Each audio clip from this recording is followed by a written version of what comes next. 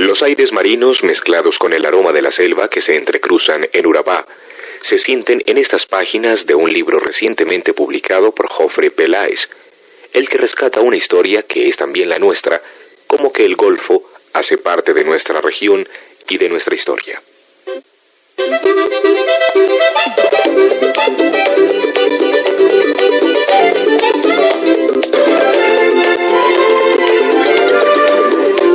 La Mocangué.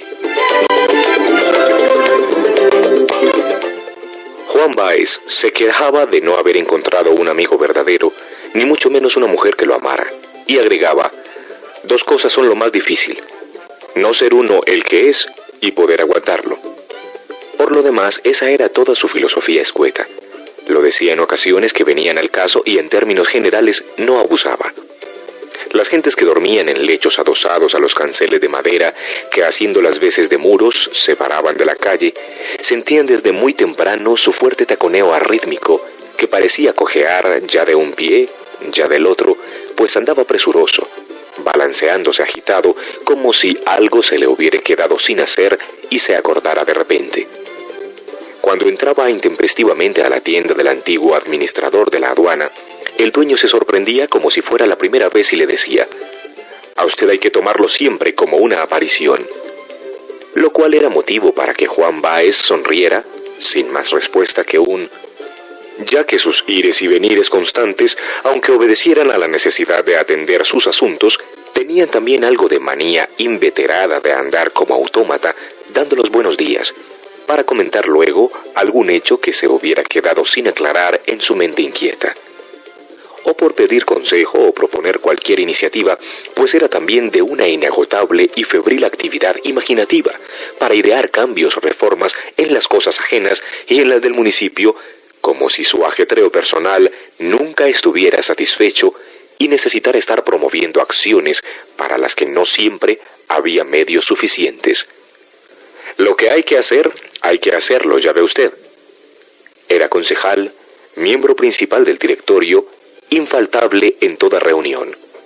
Aunque no creyente devoto, estaba en primera fila de las grandes festividades, cargando el palio o llevando pendones y estandartes en las procesiones, afectando recogimiento impresionante por su porte imperturbable, cara y cuerpo bañados en sudor por la canícula. Su desconfianza no había impedido que se casara joven y llevara una vida conyugal con altibajos, y tuvo una caída que hizo época y no podía menos que dejar su huella. No debe mantenerse con excesiva firmeza eso de caída, porque si bien en realidad su matrimonio quedó desbaratado, su organización familiar se hizo pedazos. Sus relaciones sociales sufrieron gravemente, en lo económico se vino abajo y hubo de perderse por un tiempo largo. Después reapareció cualquier día, fue rehaciéndose con facilidad ruidosa y pudo volver a jugar billar con desbocada pasión. Por este juego era capaz de muchos desatinos. Podrían adelantarse otros rasgos de su carácter que permitieran comprender mejor su enrevesada personalidad, a riesgo de caer en tentación de deducir de ellos las consecuencias de sus actos, postura rígida que niega al azar la virtud de intervenir con su terrible cadencia intempestiva en los hechos regulares. No se debe negar de plano esa influencia mitad siniestra, mitad benéfica. Lo duro está en saber a qué atribuir los resultados de cualquier acción. ¿Cuántos seres caminan por el mundo ignorantes de esto tan sencillo y al final de sus días duermen en paz? En lo uno y en lo otro, siempre será injusto el juicio posterior, por más que se escarbe hondo en los escombros. Rasgos que están ahí para tomarlos con precaución y son estigmas que se ostentan por provocar.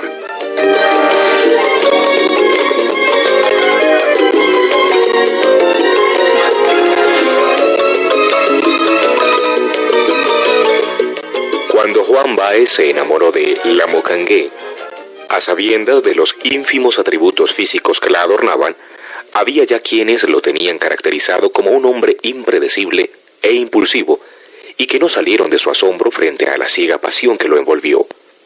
La Mocangué era un ser agreste, montaraz, reina del burdel, que no sabía ni su nombre, que poco le importaba si no fuera porque allá dentro de su alma conservaba íntegros recuerdos imborrables que la hacían en el fondo de sus fondos tan especialmente distinta que el día que supo Juan Báez su historia completa, echó por la borda los pocos o muchos escrúpulos que tuviera y se fue a vivir con ella ante el pasmo total y conmovido de sus hijas, de su esposa, del cura Palacio, que no se preocupaba porque en su iglesia no hubiera matrimonios, y del resto del pueblo que no tenía por ejemplar, por lo menos en cuanto al cumplimiento de deberes conyugales. Pues resulta que Juan Báez era impresionable, espontáneo y sincero. Decía que era franco, esto es, que decir lo que pensaba y hacer lo que creía que debía hacer era su regla de conducta sin importar las consecuencias. El día que la Mocangué le contó su historia de su vida, se emborrachó, desafió a todo el mundo y terminó jugando billar con su enemigo más fiero, Botalibras. Se supo mucho después que el nombre de la Mocangué era María Dolores y que sus apellidos, Dávalos Armentía, habían gozado de cierta notabilidad, aunque a ella poco le importaba, lo cual se notaba en su comportamiento. La agresiva mirada de sus ojos sahareños y el modo de ejercer su profesión de prostituta alegre y descocada. Era alta, más de lo común, con los senos enormes y turgentes. Sus amplias caderas bamboleaban sin concierto porque su andar atropellado no dejaba espacio para ritmos de ninguna clase, así fuera, como lo era, apasionada del baile. En las brisas era dueña y señora de la pista. Llevaba los parejos a su antojo y con mayor razón a Juan Báez. Se vieron desde el primer momento el uno al otro atraídos. Era de verlos ya ebrios, consumidos de pasión y casi sin moverse, solos en la sala, reclinada la cabeza de Juan Báez sobre el pecho de su amada, haciendo repetir hasta el cansancio una canción caribe de amor evocadora. Y a su tamaño descomunal, a su exuberancia, unía una fealdad de cara que hacía preguntarse a quien la viera por primera vez si los espantos eran una mera suposición o había encarnaciones. La nariz achatada y torcida, la boca grande, burlona, vengativa, esa cabeza de medusa, la mirada, esa mirada. ¿Quién iba a creer que Juan Báez descubriera una ternura infinita donde Natura había negado que fuera posible imaginarla? Al final de la tarde Juan Báez se iba a la tienda de don Víctor a componer el mundo cuando no tenía reunión en el consejo o en el club de los Rotarios. Luego, cuando Botalibra regresaba de algún viaje, Juan Báez se iba a buscarlo para jugar un chico en la cantina grande, estratégicamente situada en la confluencia de los caños que comunicaban el puerto a la bahía. Eternos rivales, Botalibras y Juan Báez se conocían el juego y recíprocamente se daban ventajas. Y una noche, antes de jugar, Juan Báez se fue para las brisas con el deliberado propósito de verse con la Mocangué en una de esas arrancadas suyas, después de unos cuantos aguardientes, como impulsado por el deseo de saciar alguna sed desconocida, con el afán de verla desnuda y poseerla, o quién sabe qué otra idea atravesada en su cerebro. Ella, a esas horas aún tempranas, estaba como siempre sentada en su silla, de frente, en la entrada principal, mirando ensimismada hacia ninguna parte.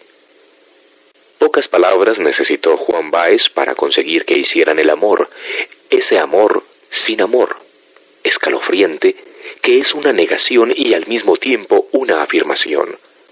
Dispuesta en esa espera sin ninguna esperanza de las prostitutas.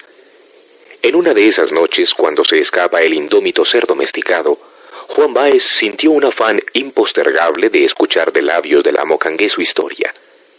La verdad era esta. Sí, yo nací en alguna parte, no sé.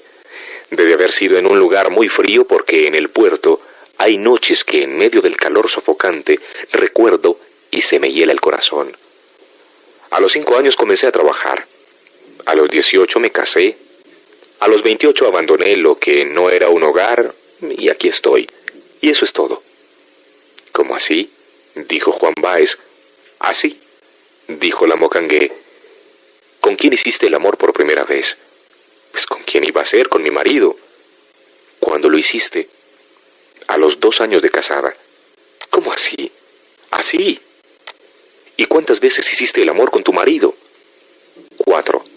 Tuvimos 4 hijos. ¿Cómo así? ¿Así? ¿Y por qué? Porque yo pensaba que era así, que al casarme mi deber era atender a mi hombre y trabajar para él, hacerle comida, remendarle la ropa. Y él bebía y bebía y vivía borracho. 4 veces estuvo sin beber y tuvimos 4 hijos. Después me pareció que esa no era la vida, si es que la vida es algo. Y aquí estoy. De allí salió disparado Juan Báez a buscar a Botalibras y esa noche lo peló.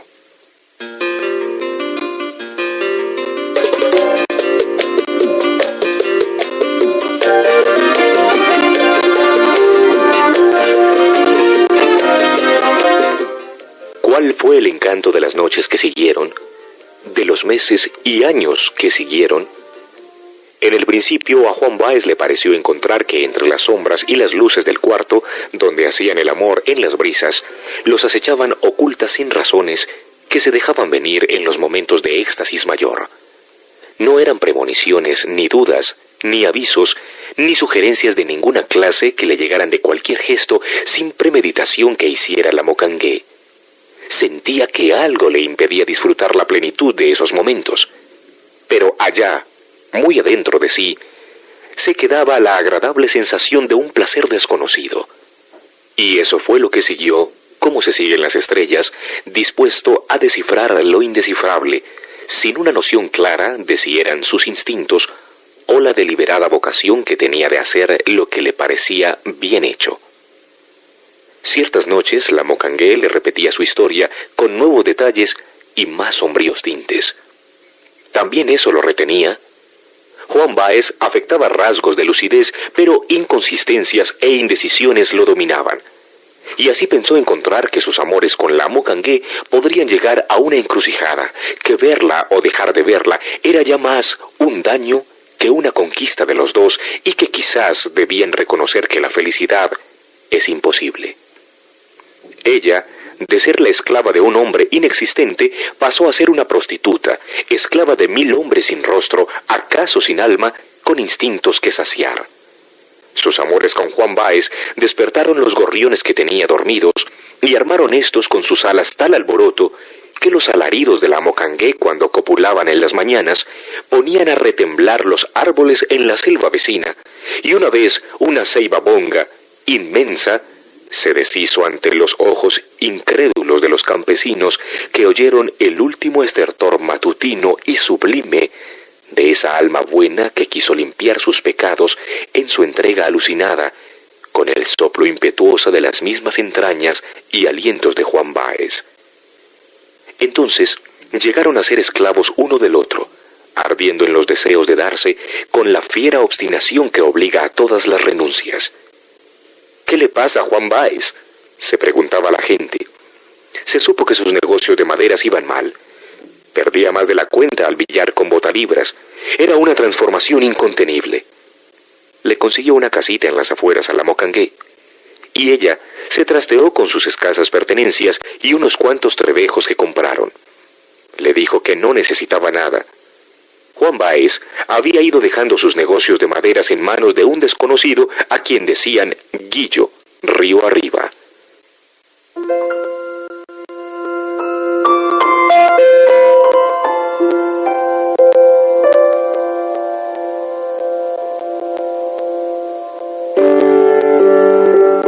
Están escuchando Literatura para Oír.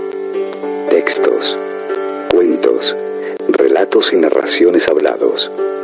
Emisora cultural Radio Bolivariana.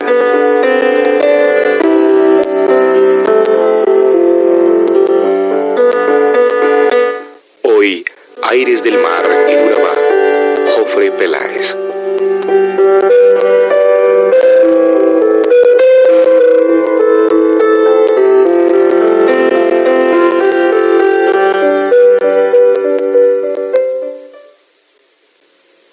De amanecer en amanecer, mientras los pájaros cantaban afuera, Juan Báez y la Mocangué se decían sus amores y recordaban sus tristezas.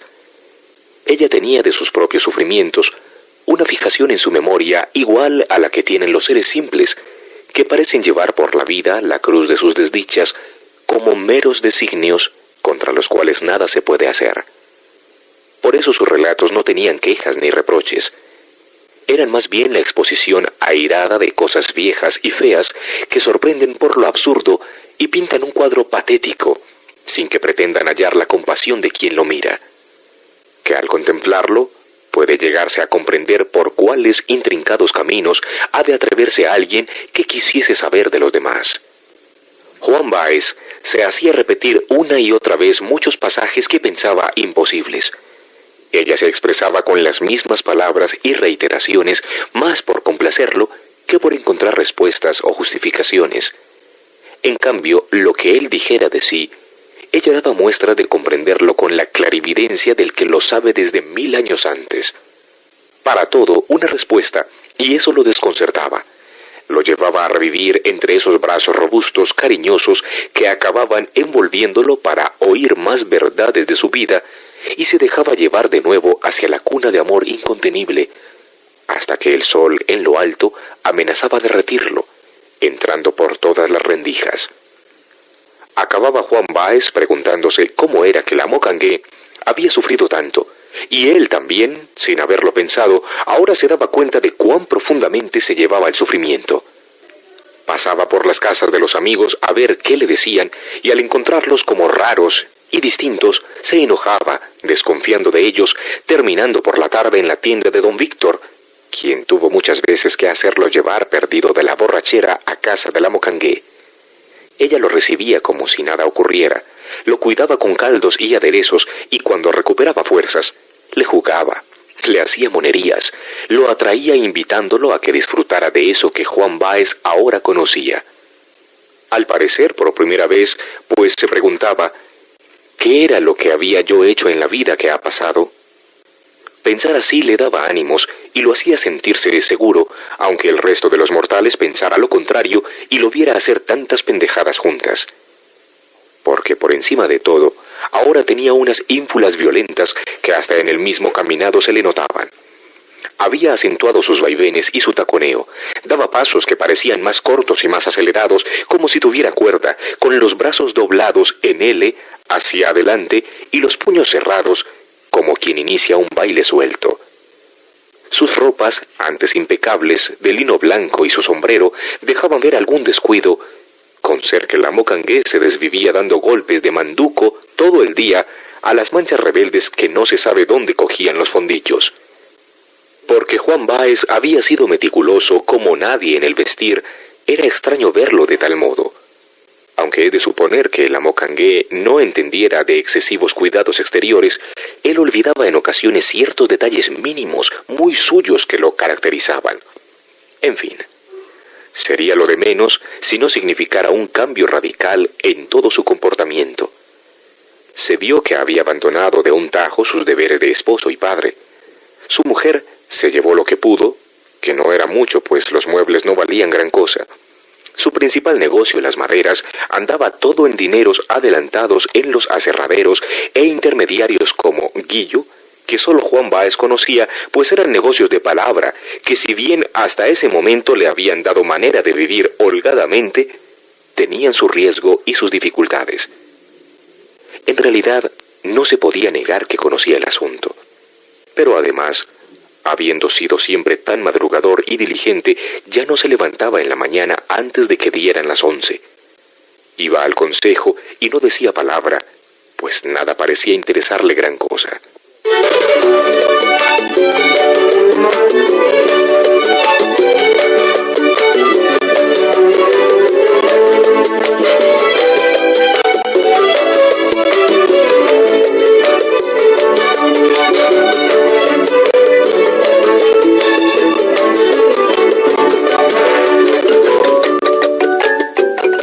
Se supo que una canoa llamada La Orfelina, que había naufragado en circunstancias extrañas y dudosas frente al Cerro del Águila, iba cargada con maderas que pertenecían a Juan Báez, embarcadas por Guillo arriba de Las Bocas.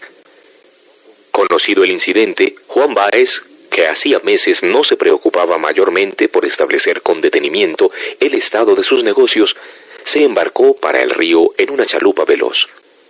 En Río Sucio encontró a Guillo borracho y hubo de esperar a que estuviera medio lúcido para saber qué había pasado. Y era todo tan enredado que acabaron juntos borrachos otra vez, conscientes solo de que ni al uno ni al otro le quedaba un peso.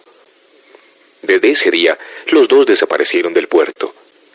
La Mocangué, que esperó infructuosamente el regreso de Juan Báez, no dejó saber de nadie su dolor. En realidad, había despertado siempre en las gentes del puerto más recelo que cariño, y la miraban con desdén o con inquieta curiosidad. Los niños huían a su paso. Los mayores ya se sabe cómo establecen parámetros arbitrarios en cuanto a las relaciones que existen entre belleza y bondad. Ella siguió siendo lo que había sido y regresó a las brisas a ejercer su profesión. Lo que no se supo en definitiva fue cómo hizo para que las gentes dejaran de verla poco a poco. Porque si alguien preguntaba ¿qué se hizo la Mocangué?, le respondían: por ahí debe andar, aunque hace días que nadie sabe nada de ella.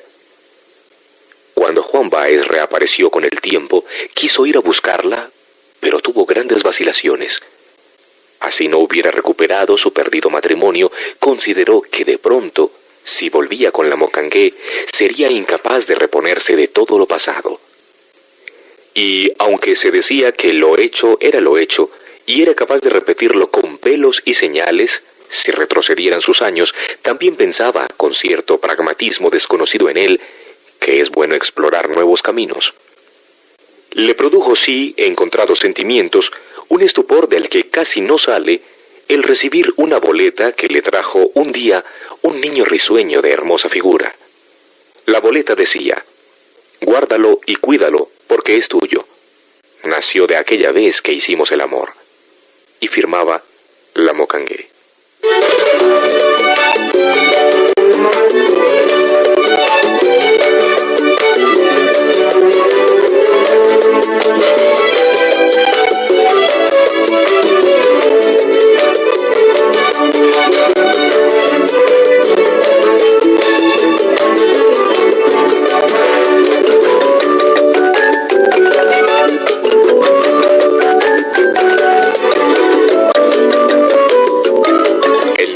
Para oír, han escuchado el relato La Mocangué de Jofre Peláez, Aires del Mar en Urabá.